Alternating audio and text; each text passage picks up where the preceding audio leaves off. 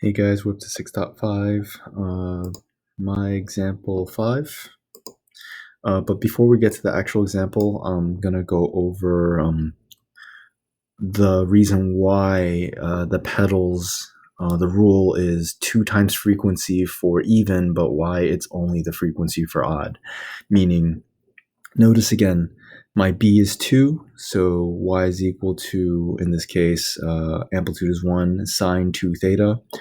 And so I have 2 full sine curves, which means I have 1, 2, 3, 4 pedals. And there are my 4 pedals there. I can increase my amplitude to increase the max size of the pedal. Let's make it 3 so it's easy to see. And what I want to show you is this. So I'm gonna, and also let me show you the cosine. And let's get rid of the rectangular graphs. Right, notice cosine pedals fall on the axis, whereas the sine pedals are all in between the axes. Now, if I increase the frequency,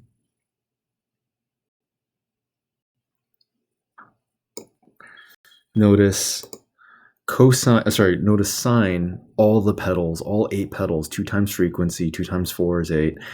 They're all in between the axes, like we said last time. But cosine, while there are 8 pedals total, and some of them are in between the axes, 4 pedals are indeed on the axes again, because cosine is at its max at 0 radians, and hence the first pedal will fall on the axes, and the rest of the even number of pedals will also fall on the north, south, east, west axes. All right, so let's get to this over here. So I'm going to reset this back to 2. And as you can see, frequency of 2 means the horizontal shrink of half. So watch what happens as I animate this.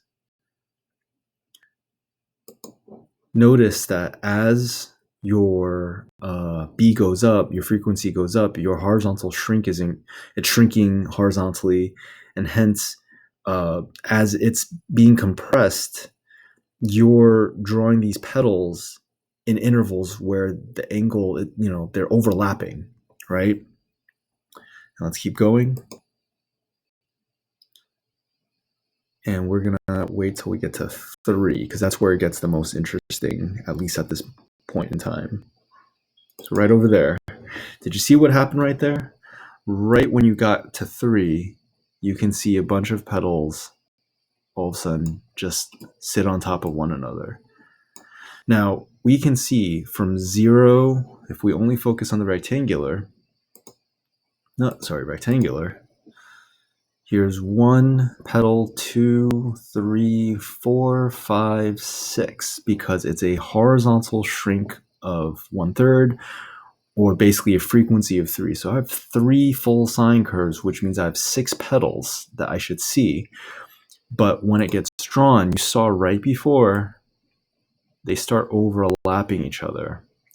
And so the idea here is that when you have an odd frequency, a perfectly odd frequency, that you will see half the number of max and mins. So if you have 6 max and mins that normally you would account for each one being a pedal, you only see half of them, because for every positive, positive away from the pole and back to the pole, in some other radian directed angle, it's going to be a negative away from the pole and back to the pole, and it's going to overlap.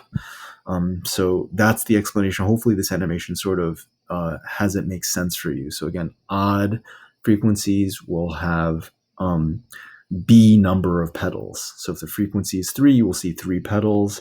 If I go to 5, this case, let's go to 5, you'll have 5 pedals.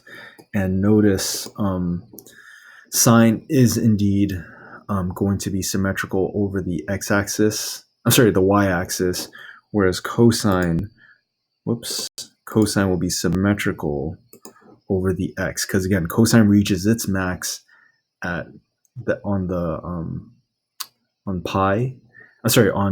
radians or 0 degrees, and sine does so at pi over 2. All right, so that's a good way to remember that sine will always be symmetrical over y, and cosine will always be symmetrical over x.